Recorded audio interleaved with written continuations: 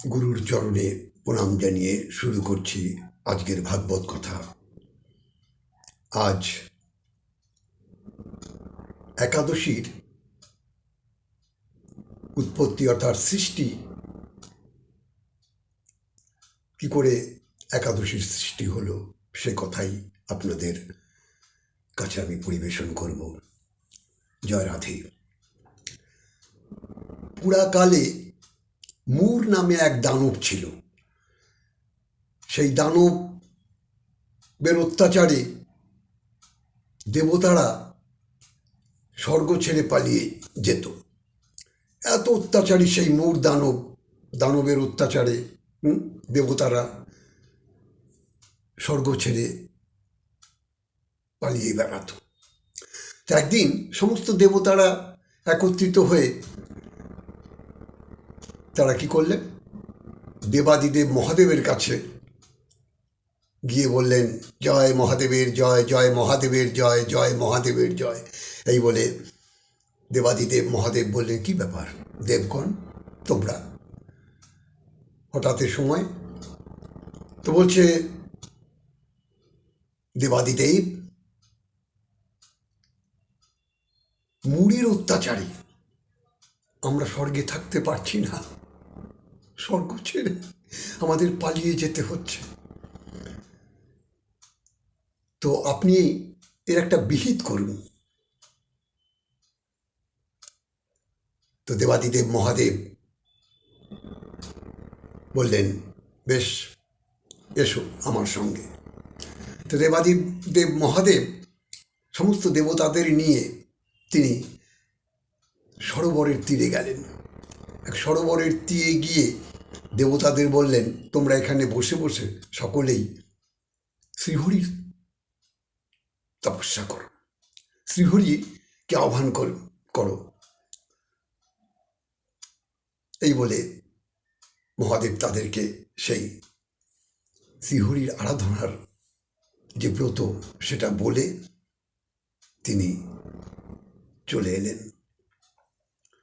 তো দেবতারা সকলেই শ্রীহরির ধ্যান করছে, জপ করছে, তপ করছে, বিভিন্ন জন যেভাবে আমার প্রভুকে স্মরণ করছে।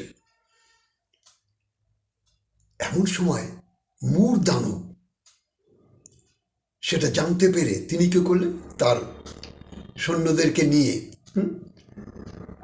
তার মুড়ির যে সৈন্য তাদেরকে নিয়ে হাজার হাজার লক্ষ লক্ষ সৈন্য নিয়ে তিনি দেবতাদেরকে আক্রমণ করলেন। যখন দেবতাদেরকে আক্রমণ করছে,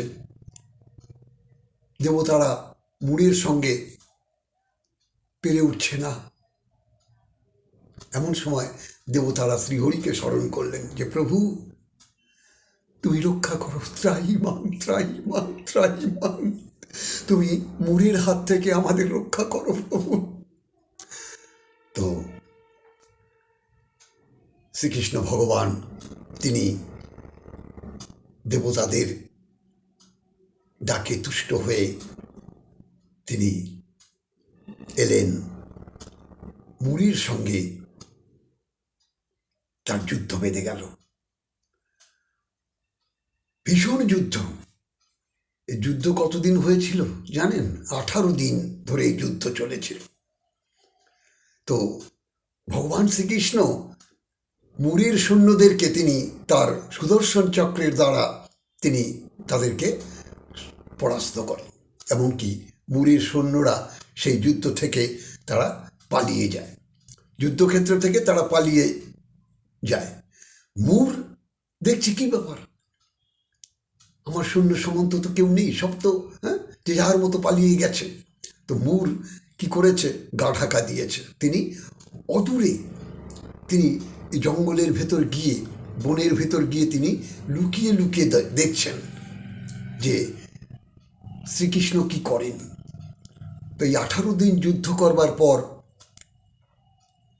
আমার ভগবান শ্রীকৃষ্ণ নারায়ণ তিনি কি করলেন, পাশেই ছিল এক পর্বতের গুফা, সেই গুফার মধ্যে তিনি প্রবেশ করলেন। 18 দিন যুদ্ধ করে ভগবান শ্রীকৃষ্ণ ক্লান্ত পরিশ্রান্ত হয়ে গিয়ে তিনি সেই পর্বতের গুফার মধ্যে গিয়ে তিনি শয়ন করলেন। তো মূর দেখছি কি ব্যাপার, শ্রীকৃষ্ণ কোথায় গেল? হ্যাঁ, তো মূর আস্তে আস্তে আস্তে আস্তে আস্তে করে ওই গুফার কাছে যখন এসেছে, দেখছে শ্রীকৃষ্ণ গেল কোথায়। তাই এক পা দুপা করে ওই গুফার মধ্যে প্রবেশ করেছে। প্রবেশ করে দেখছে যে ভগবান শ্রীকৃষ্ণ শয়নে আছেন। তো মূর মনে মনে ভাবছে, এই তো সঠিক সময়, আমার এই অসির দ্বারা, তরবারির দ্বারা যদি শ্রীকৃষ্ণকে হত্যা করি এই ঘুমের ঘরে ঘুমন্ত অবস্থায়, তাহলে মূর্খ মূর জানে না ঈশ্বর পরম কৃষ্ণ সচ্চিদানন্দ বিগ্রহ, ভগবানের লীলা মূর্খের মতো মূর্খ দানব কি করে বুঝবে। তাই মূর কি করেছে, তার অসিটা বের করে, তরবারি বের করে যখনই শ্রীকৃষ্ণের অঙ্গে আঘাত করার জন্য উদ্ধত হয়েছে, সঙ্গে সঙ্গে শ্রীকৃষ্ণের দেহ থেকে এক নারীর আবির্ভাব হলো। সেই নারীর সঙ্গে মূরের যুদ্ধ চলছে। যুদ্ধ হতে হতে হতে হতে হতে হতে হতে সেই নারীর হাতে মূর পরাস্ত হলেন এবং তার মূরের মৃত্যু হলো এই নারীর হাতে।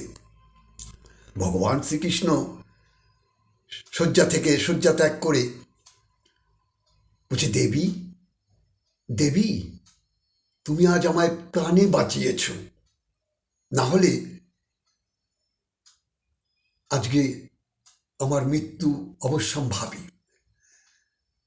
তো দেবী প্রভুকে বলছে, প্রভু তোমার লীলা বোঝা বড় দায়, তুমি জানো তোমার লীলা, আমি তো তোমার দেহ কান্তি থেকে আমার উৎপত্তি, আর তুমি বলছো তোমাকে আমি প্রাণে বাঁচিয়েছি। না প্রভু, না, এ কথা বলো না প্রভু, তুমি সর্বে সর্বা। তো ভগবান শ্রীকৃষ্ণ বললেন,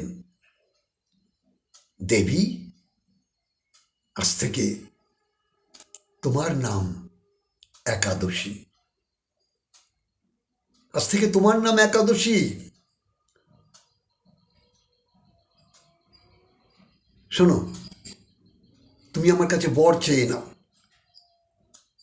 যা চাইবে তাই দেব। দেবী একাদশী বললেন, প্রভু তোমার কাছে কি চাইব, যাকে পেলে সব চাওয়া পাওয়া হয়ে যায়, হ্যাঁ, তার কাছে কি চাইব আমি। বলছে, শোনো দেবী, এই একাদশী তোমার নাম, আর এই একাদশী ব্রত জগতে প্রচার হয়ে যাবে, আর এই একাদশী ব্রত যারা করবে, তোমার নাম স্মরণ করে একাদশী ব্রত যারা পালন করবে, কোনো ব্রত যদি করতে না পারে, এই একাদশী ব্রত শ্রেষ্ঠ ব্রত, তাহলে তাদের সমস্ত অভীষ্ট, সমস্ত মনোবাঞ্ছা তাদের পূর্ণ হবে।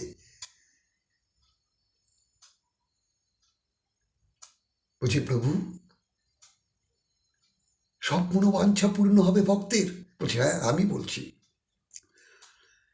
এই একাদশী ব্রত যারা করবে নিষ্ঠাভাবে, তাদের সমস্ত ব্রতর ফল এই একাদশীর মধ্যে।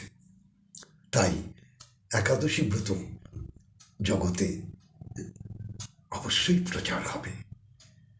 এই একাদশীর সৃষ্টি থেকে শুরু হয়ে গেল আস্তে আস্তে। যাই হোক,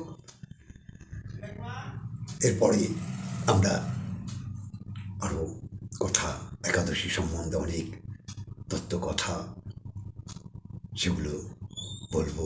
আপনারা একাদশী পালন করুন, মঙ্গলে থাকুন। জয় রাধে, জয় নিতাই।